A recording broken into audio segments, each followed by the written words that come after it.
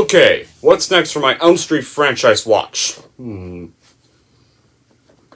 Huh? Huh. Oh, wow. Freddy's Dead, The Final Nightmare. That's gonna be the next one. So if this is the Final Nightmare movie, wow. This is the movie where Freddy dies? Finally, for good? And doesn't tease a sequel? So if it's the finale, maybe it should be epic seeing Freddy go down for the first time, right?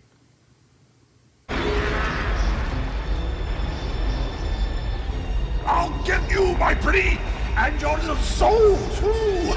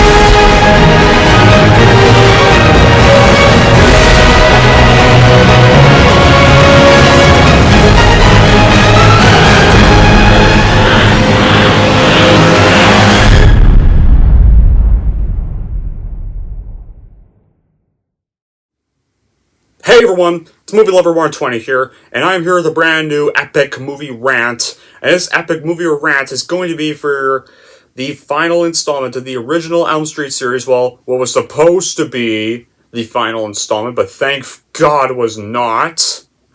And as of course for none other than the most infamously hated Nightmare on Elm Street movie of all time, Freddy's Dead, The Final Nightmare. Yeah, more like the franchise is dead, the final fucking blow is a better way. Like evil has finally met its match? Pff, no, more like this whole film series has finally met its death. Yeah, we're gonna get to why I say that. But before I do that, let's get into the plot. Well, in part 6 of the Nightmare on Elm Street series, Dream Monster Freddy Krueger has finally killed all the children of his hometown and seeks to escape its confines to hunt fresh prey. To this end, he recruits 8 of his previously unmentioned daughter. However, she discovers the demonic origin of her father's powers and meets Dad head-on in a final showdown, originally presented in 3D, apparently. Yeah, one scene with this is in 3D. Before I get into that, let's get on with how this got made and how it turned out this way. Well, the previous 5 installments of the Elm Street franchise had considerably helped the finances of New Line Cinema that it earned the nickname The House That Freddy Built. But the studio had also begun to develop other franchises, like for example Critters, and by 1990, Teenage Mutant Ninja Turtles. Bob Shea recalled in the Never Sleep Again documentary in 2010 that it was frankly time to move on and they had other projects they wanted to do. The decision was to make the 6th entry the final film of the Elm Street series, and director Rachel Tallahaye had produced most of the previous installments and was keen to helm the 6th film as its director. And she also had a number of ideas that would help refresh the series, including not calling the title Nightmare on Street Part 6 and incorporating more humor into this entry, which she felt was lacking from the previous film. Grrr! Really? The production of Freddy's Dead coincided with the original area of Twin Peaks, which was later acknowledged as an influence on the film with its more surreal, humorous aspects. Elements of this can be seen throughout the film, including Freddy using a version of the Nintendo Power Glove to control Spencer's character, and dragging embedded spikes to impale John Doe in a manner reminiscent of a Hanna-Barbera cartoon. Already some red flags. In the original, there were a few scripts. In the original script, 15-year-old son Jacob Johnson, son of the previous installments' main character Alice Johnson, would have been a major character. And many of the Dream Warriors from Elm Street 3 Dream Warriors return to aid Jacob in defeating Freddy after he kills Alice. Which was a great idea. Nope, it was discarded, and Peter Jackson even wrote a screenplay. Yeah, Peter Jackson. director of Braindead, and soon director of Lord of the Rings, and director of King Kong. His story would have been about teenagers who did not see Freddy as a threat and took sleeping pills to enter Freddy's world. That also wouldn't have been bad either. Jackson's script even included a police officer put into a comatose state to permanently be in Freddy's realm. That would have been fine. That would have been a fine idea. Nope, that also got scrapped because New Line Cinema had to be such dumbasses. The last 10 minutes of the film are in 3D to cue the audience to put on their 3D glasses. The final scene, Maggie puts on her 3D glasses in the film, and the effect was eliminated for the VHS and television releases, with the exception of the UK and French rental version for the US Laserdisc version.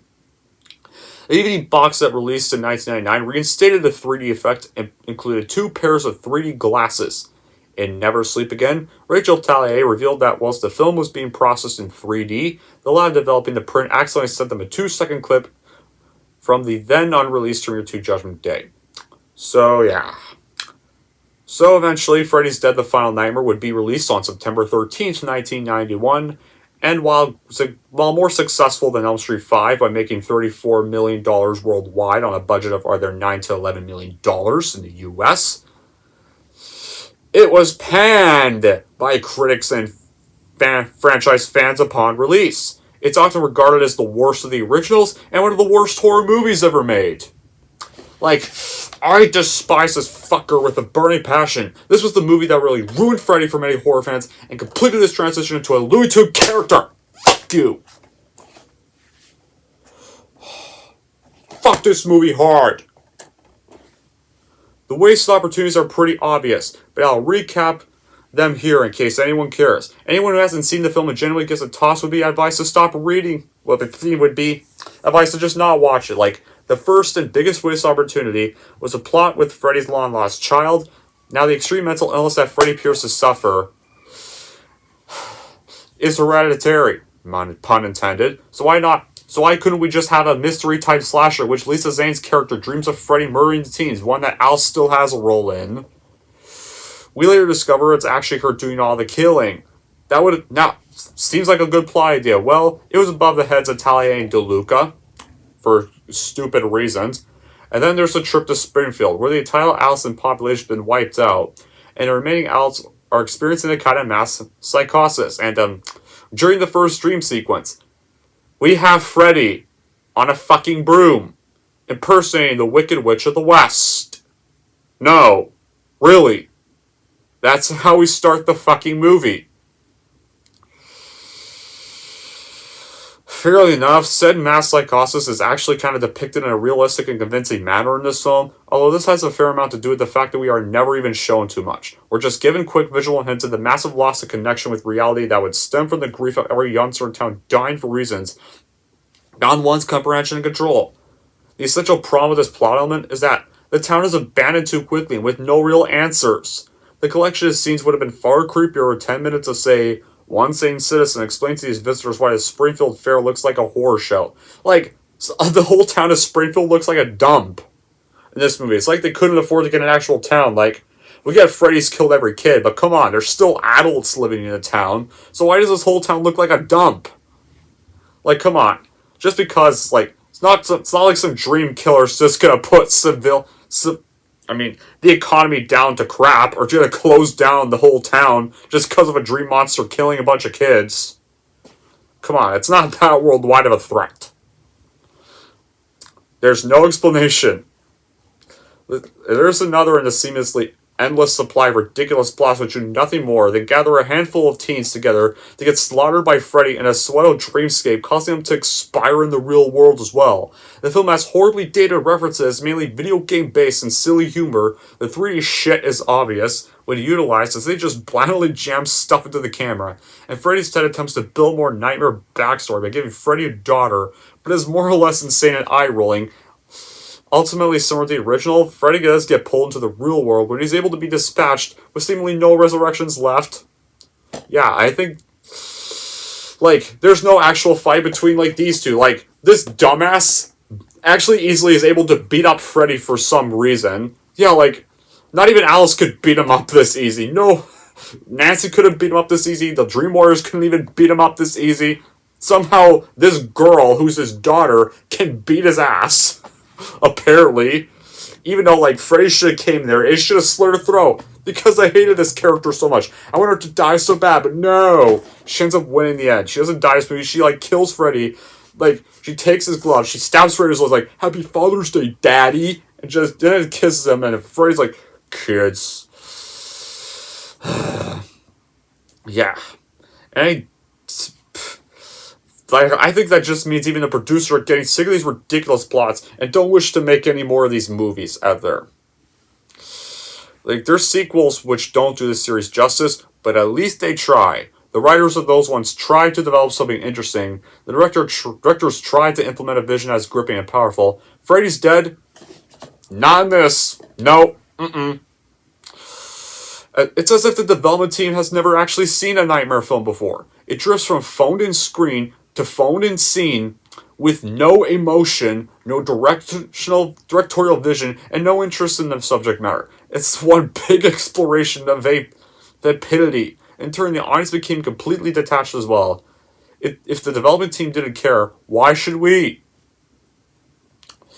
Like, take a look at the character of Freddy. Like, he's a great, iconic horror villain, and you can work giving him some comedic jokes.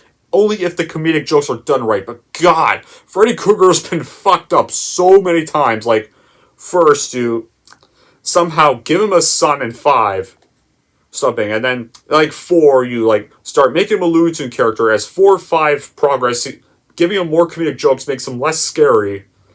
And then you have a remake where you just make him a pedophile, which ruins the meaning of the character, and it's just disgusting on every level. And then in Freddy's Dead, you just make him a dumbass pussy Looney Tunes character who gets his ass kicked by some girl who's his daughter. Urgh. Like, come on, this was not the... I refuse to accept this as the real Freddy Krueger. The real Freddy Krueger for me died in Elm Street 4 and came back in Freddy vs. Jason. That was the... First 4, New Nightmare, Freddy vs. Jason, those were the real Freddy Kruegers. 5 and 6 were just some imposter or some Looney Tunes character impersonating him. Yeah, like... I refuse. That's what I think. Because there's no way the real Freddy Krueger is gonna get beat up by this dumbass idiot. Hell no. Ugh. Perhaps it's too much to ask for a more scary or thrilling Freddy, like we had in the first film. Okay, make him campier like in the sequels, if you can do it right, but that doesn't excuse his half-assed writing or emotionless directing.